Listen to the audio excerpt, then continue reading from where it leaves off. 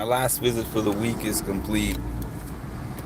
I'm not done with my work for the day. Honestly, I still have to go home. I have more calls to make. I have more notes to do. But my last in-home visit for the week is complete. That's the best part of my week when I can exhale because it's one thing to deal with people on the phone. Because on the phone, I still remember this job that I had in 2020 and 2021 with this mental health clinic where all of my visits due to where we were with COVID-19 were conducted by phone. So I actually can think back to taking those visits a lot of times in my bed. Sometimes when I'd feel really depressed, I wouldn't even leave my bed to do these calls. I would sit right in my bed. I would do all the calls in my bed. I wouldn't get up. I wouldn't get dressed. I would just roll over, clock in, make my calls, log everything in the computer, roll over and clock out and go to sleep. But because this job actually requires me to get out of bed and meet these people where they are, it means that it's back to the days for me of having to. It takes energy to make yourself a professional, no matter what anyone says. I mean, probably some people are better at it than others, because I remember every day when my dad was in his working days, he would get up and he'd be the first one up in our household, and he'd already have his full suit and his tie and his hat and his briefcase before I was even awake. He would have everything ready. He was excited to put on his professional face. And I'm not going to lie, sometimes, depending on the day and depending on where I'm going and depending on my mood, there are so many different variables. But sometimes I do like to get up and present myself as that professional and have people view me as a professional and go to my work environment. But there's more days than not that I get up and I'm like, I gotta figure out what I'm gonna wear, and then I've got to push all of my own things going on to the side to be able to assist this person. So as you can see, today I didn't even wait until I got home to halfway remove my work attire. I'm in my tank top because I'm not going to be seeing anybody further for the rest of the week.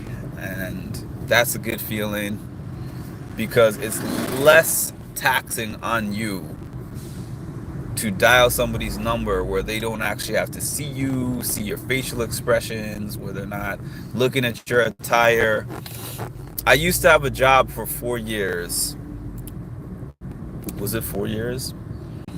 3 years and some change, right before this one, where everything was by phone, because I started working with that company in the midst of COVID-19, where in New York City everything was on lockdown. So I never had to see any of these people. I only had to call them. And so when I started at this job, it was, I don't know if this applies, but I want to say it was a culture shock. Because now all of a sudden I was seeing people, there's like 20 work days in a month, and probably at least 15 of those 20 days I'm out and about and amongst all kinds of different people. So I've had to put on a face for those people. So when I get to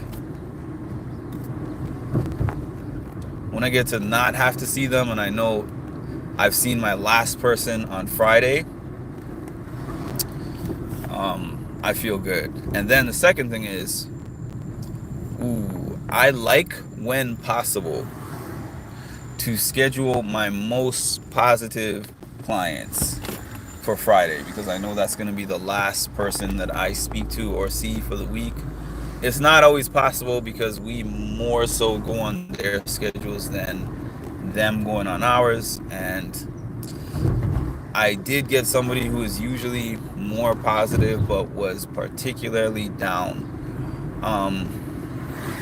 But it brings me to probably the last thing I'm going to say here, which is the 80/20 rule.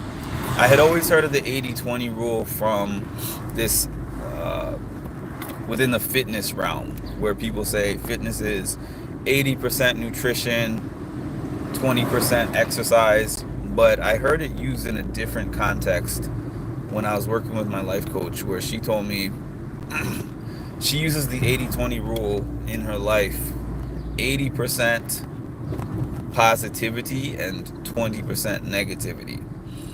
So she said, for example, the types of music that she listens to. Sometimes she might listen to certain types of music that have negative lyrics, but she's aware that, hey, this is part of my 20%. So it becomes important in a job like this, because you know that probably out of your entire caseload, at least half of those interactions are going to be really negative ones. Sometimes you encounter people who are more positive that just have negative circumstances, but other times you encounter people who are just negative people on top of their circumstances, and it's like, what do you do? Hey, how are you doing? My life is terrible. Nothing is going well. I don't have enough money. I have problems with my family. My SNAP benefits are not giving me enough. I have chronic illnesses, etc. So my job gives me the 80%. The full quotient of the 80% negativity that I can allow, well, I'll say most of it already comes from my job, because no matter what anyone says, if you're doing a full-time job, if you prefer to stay on the current route, Chapna Banks. Continue on 32nd Avenue for half a mile. if you're doing a job that is full-time, that's 40 hours of your week. And I always ask people, is there anything else that you could think of that you actually do outside of your job that you do for 40 hours in a week? We don't even spend that much time with our family and friends. 40 hours, that's a lot of hours. So because of that, and because of the type of job that I have and the type of clientele that I'm working with, it means that outside of the job, I have to make sure that the majority of my interactions are positive ones. And it has made me really selective of where I spend my time, how I spend my time, and who I spend my time with. Extremely selective, because the time that I spend outside of work has to be used to replenish myself, to build myself back up, to be able to handle all the negativity that falls on my shoulders from the job. So if I find that I'm in an environment or around a person or people that are not providing me that positivity and replenishment that I need, then they got to go. So I'm off this thing. I'm still hoping on my other channel that I'm gonna have some time to do this challenge episode 7, challenge all stars episode 7 recap. But stay tuned to my channel for updates. If you have not followed that channel, it is Mindful Reality. Reality is spelled REALITEA. And do me a favor, please like, comment, subscribe, and hit the notification bell to get notified of when I drop some more great content. Thank y'all.